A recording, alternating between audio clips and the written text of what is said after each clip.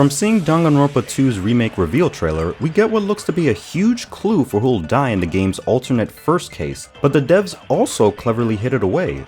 Before we get to how they did it, let's make a few things clear.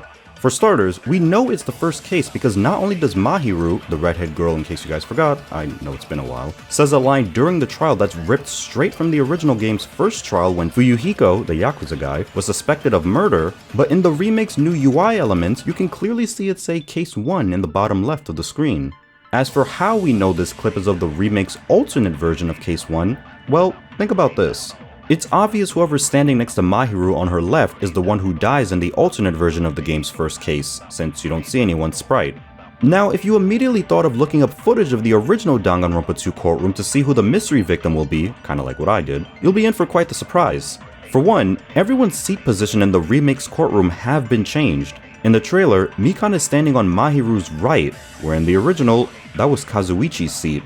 And second, the person who stood on Mahiru's left in the original was Hajime.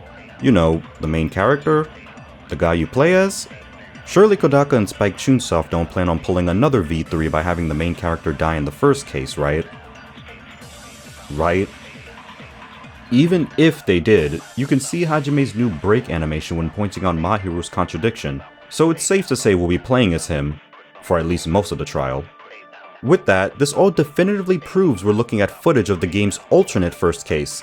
This is of course assuming all footage shown in the trailer was legitimate gameplay and not doctored in any way to trick us into thinking otherwise. And it's also assuming the remake's original mode won't be using the same shuffled seating arrangement we see here. And just like that, by simply moving people's seats around, the devs have managed to hide the identity of the first case's alternate victim while also showing their location in the courtroom. This means we'll have to be vigilant whenever new gameplay is shown in the future. If any new footage of the Alt's first trial shows a character who has an empty seat on their right, that means it's the same empty seat that's also next to Mahiru. And the more faces they show in courtroom footage, the easier it'll be to map out everyone's seat position and narrow down the new victim's identity. Now that I've told you all this, you can't unlearn what you've heard here. From now on, you'll subconsciously keep all this in mind whether you want to or not. So if you want the first new victim to be a complete surprise, it's best you avoid all trailers and screenshots from now on until you get the game in your hands and play for yourself. In other news, since we'll get different victims and culprits, who's excited to see more Teru Teru? Avril Lavigne! Avril Lavigne?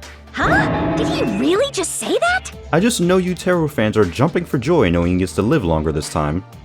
Also, why are Mahiru's freckles missing from her remake sprite?